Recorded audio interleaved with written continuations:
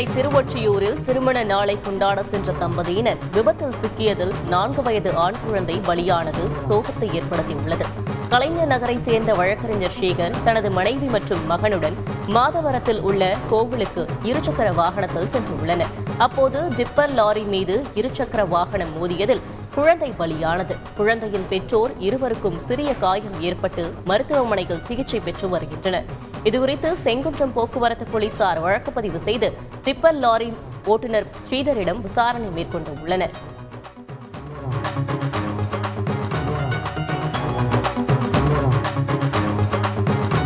செங்கல்பட்டு அருகே கட்டிட தொழிலாளி கொலை செய்யப்பட்ட வழக்கில் குற்றவாளிகளை விரைந்து கைது செய்ய வலியுறுத்தி உறவினர்கள் செங்கல்பட்டு மாமல்லபுரத்தில் சாலை மறியலில் ஈடுபட்டனர். வீட்டு வாசலில் உறங்கியவரை மர்ம கும்பல் வெட்டி படுகொலை செய்த நிலையில் குற்றவாளிகளை கைது செய்ய கோரி உறவினர்கள் போராட்டத்தில் ஈடுபட்டனர். பின்னர் அதிகாரிகளின் பேச்சுவார்த்தையை தொடர்ந்து மறியல் கைவிடப்பட்டது.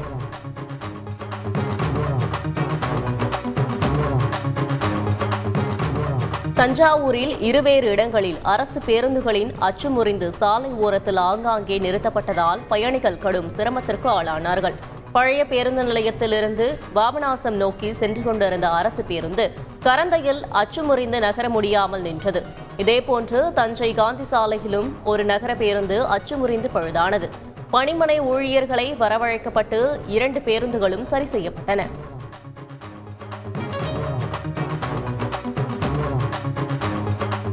ராணிப்பேட்டை மாவட்டம் அம்மூர் அருகே மின்சாரம் தாக்கி மூதாட்டி பலியான நிகழ்வு சோகத்தை ஏற்படுத்தியுள்ளது. மேல்வேலம் கிராமத்தை சேர்ந்த மூதாட்டி தனது வீட்டின் முன் இருந்த இரும்பு பைப்பில் கை வைத்ததைத் தொடர்ந்து அவரை மின்சாரம் தாக்கியுள்ளது. இதில் நிகழ்விடத்திலேயே மூதாட்டி பலியான நிலையில் இதுகுறித்து போலீசார் விசாரணை மேற்கொண்டுள்ளனர்.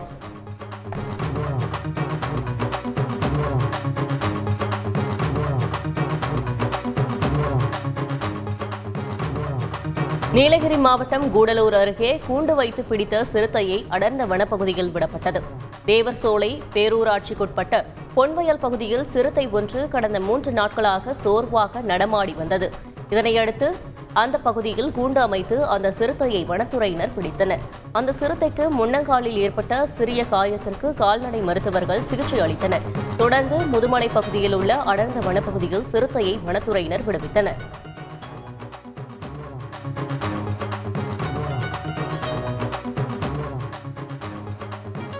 तुक तुक तुक तुक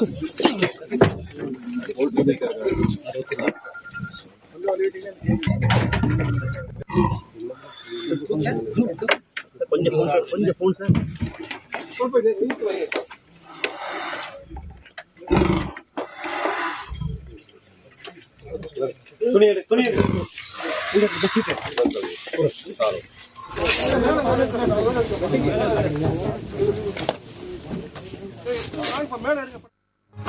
கோவை மாவட்டம் தொண்டாமுத்தூரை அடுத்த வண்டிக்காரனூரில் 2 காட்டு யானைகள் பயிர்களை சாப்பிட்டுவிட்டு அருகிலுள்ள வீட்டின் கதவை உடைத்து உணவு தேடியது. இதனால் அதிர்ச்சியடைந்த தொழிலாளர்கள் வீட்டின் உட்புறம் அமர்ந்து கொண்டனர். அவர்களில் ஒருவர் யானையை பார்த்து "ஒண்ணுமில்ல போசாமி, அவ்வளவுதான்" என கூறினார். அதே நேரத்தில் கதவிற்கு பின்பக்கமாக இருந்த காய்கறிகள் மற்றும் அரிசி மூட்டையை தூக்கி சென்றது. இந்த காட்சி தற்போது வெளியாகியுள்ளது.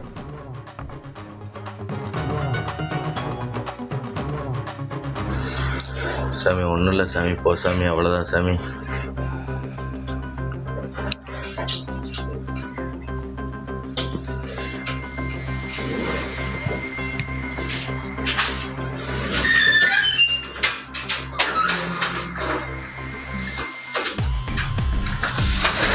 திண்டிவனம் அருகே மின்சாரம் தாக்கி இளைஞர் பலியானது அப்பகுதியில் சோகத்தை ஏற்படுத்தியுள்ளது.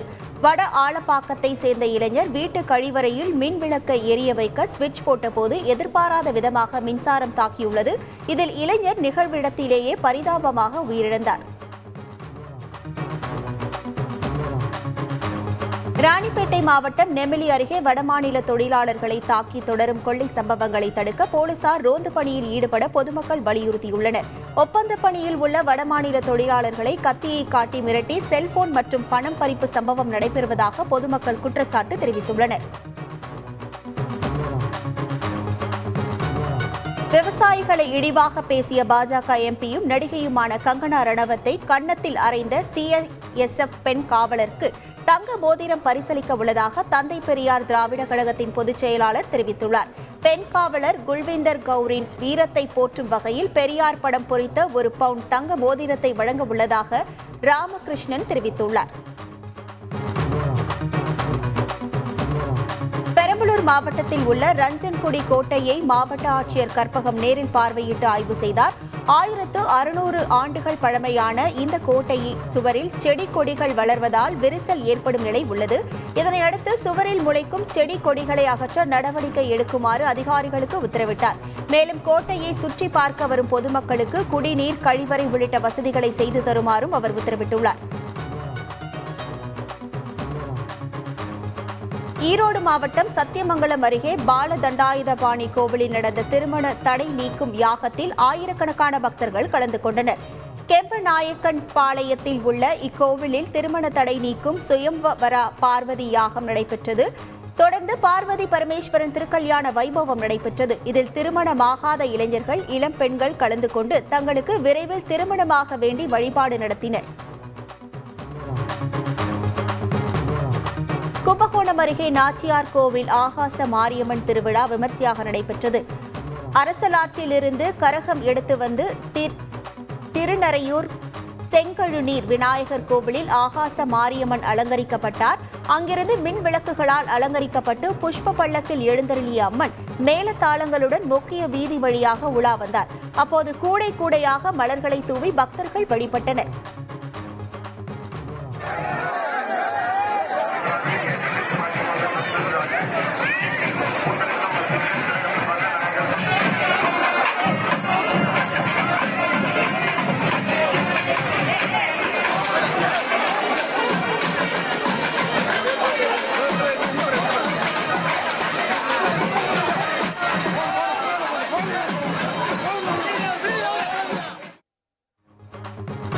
நெல்லை மாவட்டம் வடக்கன்குளத்தில் திருவாசகம் முற்றோதுதல் நிகழ்ச்சி நடைபெற்றது. SAV கல்வி குழும இல்ல திருமண விழா நாளை நடைபெற உள்ளதை முன்னிட்டு இந்த நிகழ்ச்சியில் 2000க்கும் மேற்பட்ட சிவனடியார்கள் பங்கேற்றனர். காலை முதல் மாலை வரை திருவாசகத்தை சிவனடியார்கள் முற்றோதினர். இதனிடையே கைலாய வாத்தியம் இசைக்கப்பட்டது. திருக்கைலாய பரம்பரை ஆதீன தென்மண்டல கட்டளை விசாரணைதாரர் மீனாட்சி சுந்தர தம்பிராயன் சுவாமிகள் கலந்து கொண்டு அருளாசி வழங்கினர்.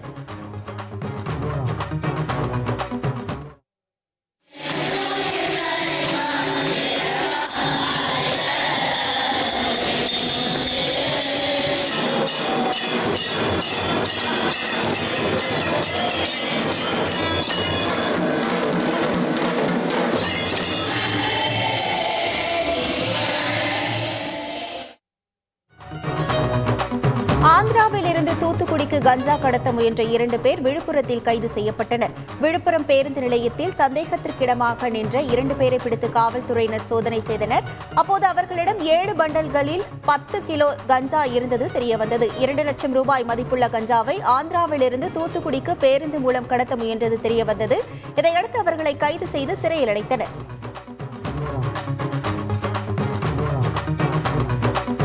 மதுரை பாலமேட்டில் கோவில் திருவிழாவில் பொங்கல் வைக்க ஆண்கள் மட்டுமே மண்பானை சுமந்து செல்லும் நூதன திருவிழா விமர்சையாக நடைபெற்றது. வடக்கு வாசல் செல்லாயி அம்மன் கோவிலில் பொங்கல் உற்சவ விழா நடைபெற்றது. 500க்கும் மேற்பட்ட விரதமிருந்த ஆண்கள் மண்பானை களையத்தில் பொங்கல் வைப்பதற்கான நீரை எடுத்துக்கொண்டு ஊர்வலமாக சென்றனர். கோவிலில் பொங்கல் வைத்து குடும்பத்தோடு வழிபட்டனர்.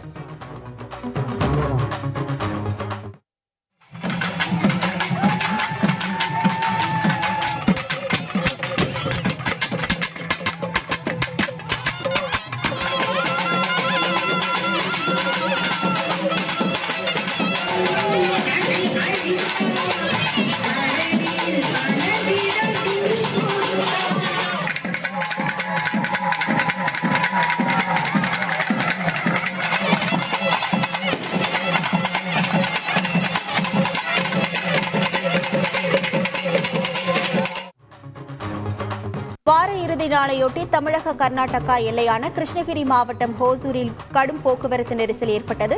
தமிழ்நாட்டிலிருந்து கர்நாடகாவுக்கும் கர்நாடகாவிலிருந்து தமிழ்நாட்டுக்கும் ஏராளமானோர் வந்ததால் ஹோசூர் அருகே உள்ள சிப்கா ஜுஜுவாடி பகுதிகளில் போக்குவரத்து நெரிசல் ஏற்பட்டது. இந்த போக்குவரத்து நெரிசலால் சுமார் 5 கிலோமீட்டர் தூரத்திற்கு வாகனங்கள் அணிவகுத்து நின்றன. நெல்லை மாவட்டம் நாங்குநேரியில் சாதிய வன்மத்தால் பாதிக்கப்பட்ட மாணவனின் கல்வி கட்டணத்தை அமைச்சர் அன்பில் மகேஷ் பொய்யாமொழி செலுத்தினார். மாணவன் சின்னதுரையின் விருப்பப்படி பாளையங்கோட்டையில் உள்ள தனியார் கல்லூரியில் பிகாம் படிப்பதற்கான அனைத்து ஏற்பாடுகளையும் அமைச்சர் அன்பில் மகேஷ் பொய்யாமொழி செய்து கொடுத்துள்ளார்.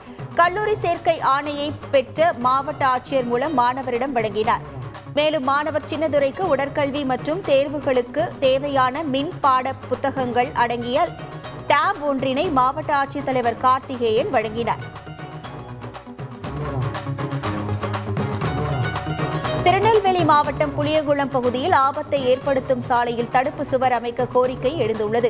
திருநெல்வேலி திருச்செந்தூர் சாலையில் புளியங்குளம் பகுதியில் வெள்ளத்தால் சேதமடைந்திருந்த சாலை தற்காலிகமாக சீரமைக்கப்பட்டுள்ளது. ஆனால் தார் சாலையில் விரிசல் ஏற்பட்டு சரியும் நிலை ஏற்பட்டுள்ளது. இதை பார்த்த அப்பகுதி விவசாயிகள் சாலை ஓரத்தில் மணல் மூட்டைகளை அடுக்கி வைத்துள்ளனர். கனரக வாகனங்கள் செல்லும் போது பெரும் விபத்து ஏற்படும் ஆபத்து இருப்பதாகவும் எச்சரித்துள்ளனர்.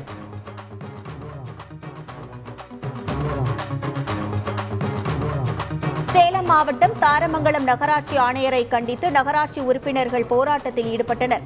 நகராட்சி உறுப்பினர்கள், துணைத் தலைவர் உள்ளிட்டோர் நகராட்சி ஆணையர் அறை முன்பு முற்றுகை போராட்டத்தில் ஈடுபட்டனர். அப்போது ஆணையர் நகராட்சியில் எந்த பணியையும் செய்வதற்கு விடுவதில்லை என்றும், பெண் உறுப்பினர்களை ஒருமையில் பேசுதல், திட்டப்பணிகளை கிடப்பில் போடுதல் போன்ற செயல்களில் ஈடுபட்டு வருவதாகவும் குற்றம் சாட்டினார். அதனால் நகராட்சியில் பல பணிகள் பாதிக்கப்பட்டுள்ளதாக தெரிவித்த அவர்கள் ஆணையரை உடனடியாக இடமாற்றம் செய்ய வேண்டும் என்று கோரிக்கை விடுத்தனர்.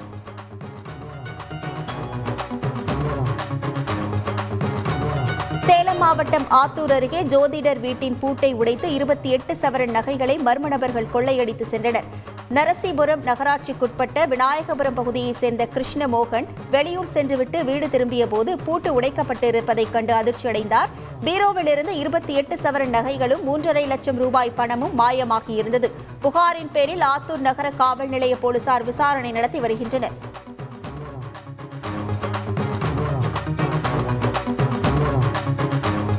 தென்காசி மாவட்டம் கடையம் அருகே குடியிருப்பு பகுதியில் கரடி சுற்றித் திரிவதால் மக்கள் அச்சமடைந்துள்ளனர். மேற்கு தொடர்ச்சி மலைப்பகுதியிலிருந்து வெளியேறிய கரடி ஒன்று உணவு தேடி அருகே உள்ள கருத்த பிள்ளையூர் பகுதிக்குள் நுழைந்தது. இதனை பார்த்து அதிர்ச்சி அடைந்த மக்கள் வனத்துறைக்கு தகவல் அளித்துள்ளனர். குடியிருப்பு பகுதியில் சுற்றித் திரியும் அந்த கரடியை உடனடியாக பிடிக்க வேண்டும் என அவர்கள் வலியுறுத்தியுள்ளனர்.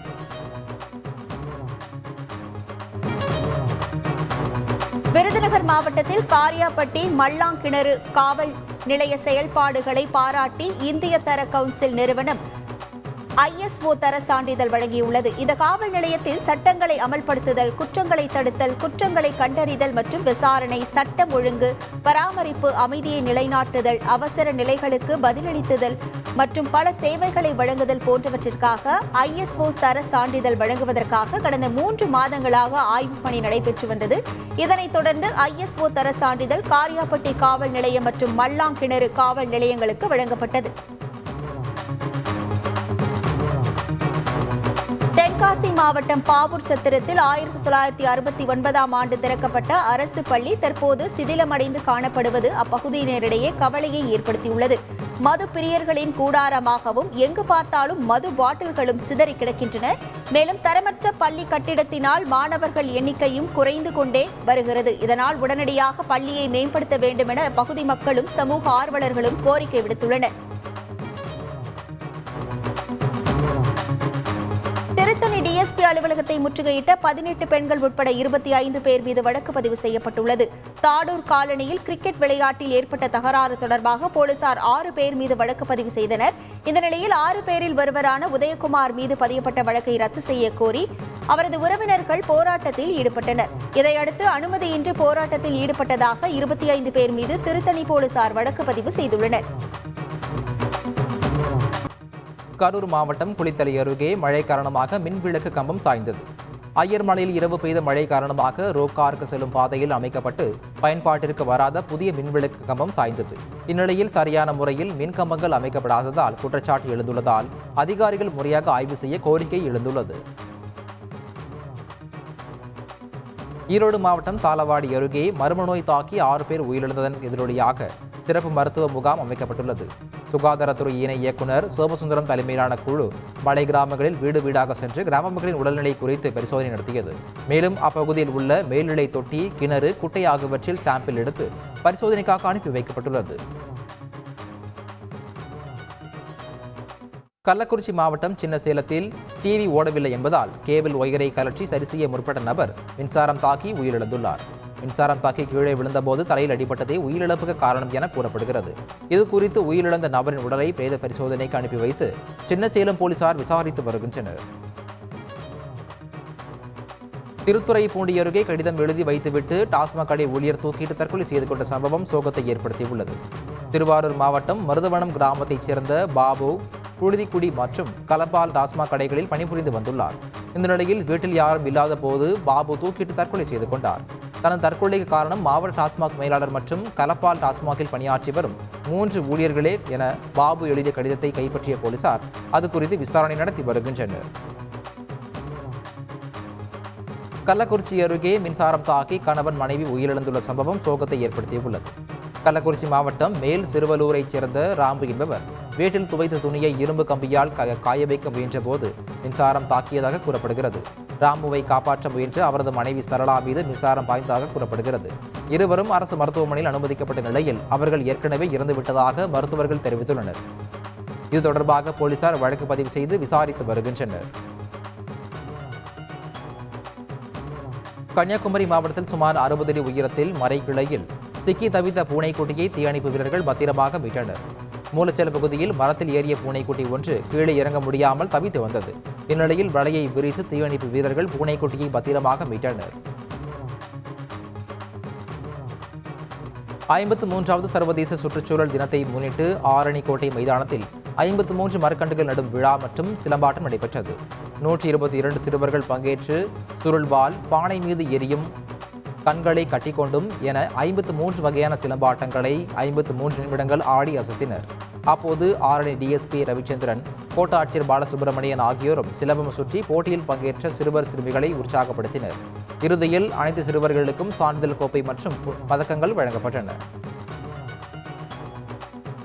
சென்னை கொளத்தூரில் புதிய துணிக்கடையை திறப்பு விழாவில் குறைந்த விலையில் துணிமணிகளை வாங்க குவிந்த கூட்டத்தை கட்டுப்படுத்த முடியாமல் காவல்துறையினர் திணறினர். பேப்பர் மில் சாலையில் ரெட் ஸ்ட்ரீட் என்கின்ற புதிய ரெடிமேட் ஆடை கடையின் தொடக்க விழாவை முன்னிட்டு 9 ரூபாய்க்கு 3 வகையான துணிமணிகள் கொடுக்கப்படுவதாக விளம்பரம் செய்யப்பட்டது. இதை வாங்க அந்த கடை முன் நூற்றுக்கணக்கானோர் குவிந்தனர். கட்டுக்கடங்காமல் கூட்டம் கூடியதால் காவல்துறையினர் கடைக்குள் இருந்தவர்களை வெளியேற்றி கடையின் ஷட்டரை இழுத்து காத்தினர். பின்னர் கூடியிருந்த கூட்டத்தை கலைத்தனர்.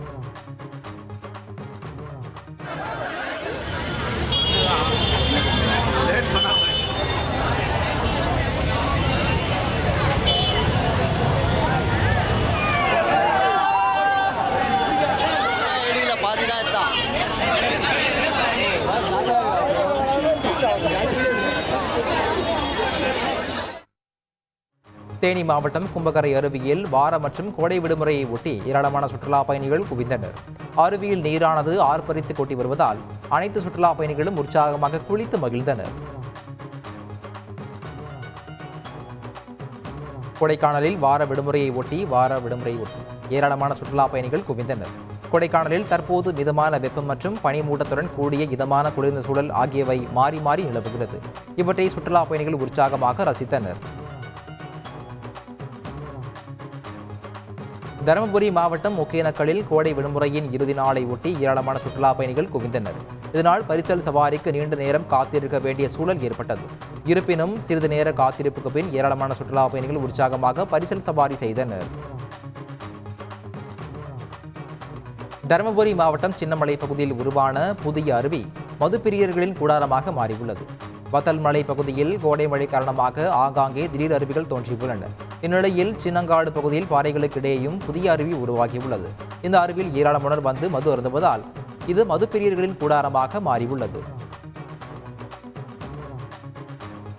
தூத்துக்குடி மாவட்டம் ஆழ்வார் திருநகரி பகுதியில் உள்ள பழமை வாய்ந்த கல் மண்டபம் சிதிலமைந்து காணப்படுகிறது. பல ஆண்டுகளுக்கு முன்பு சித்திரை மாத பௌர்ணமி விழா ஒவ்வொரு ஆண்டும் இந்த கால மண்டபத்திலேயே கொண்டாடப்பட்டு வருகிறது. தாமிரபரணி ஆற்றில் ஏற்பட்ட வெள்ளப்பெருக்கு மற்றும் சிதிலமடைந்த தூண்கள் காரணமாக சித்திரை மாத பௌர்ணமி விழா தற்போது மாற்று இடத்தில் கொண்டாடப்பட்டு வருகிறது. இந்நிலையில் இந்த மண்டபத்தை புனரமைத்து தருமாறு அப்பகுதி மக்கள் கோரிக்கை வைத்து வருகின்றனர். திருச்சி மாவட்டம் மணப்பாறை அருகே கோவில் திருவிழாவில் பக்தர்களுக்கு இஸ்லாமியர்கள் மஞ்சள் பையுடன் பிஸ்கெட், தண்ணீர் பாட்டில்கள் வழங்கினர். வடநாட்டில் உள்ள மாரியம்மன் கோவில் ஆலயத்தில் பால்குடர் விழா நடைபெற்றது.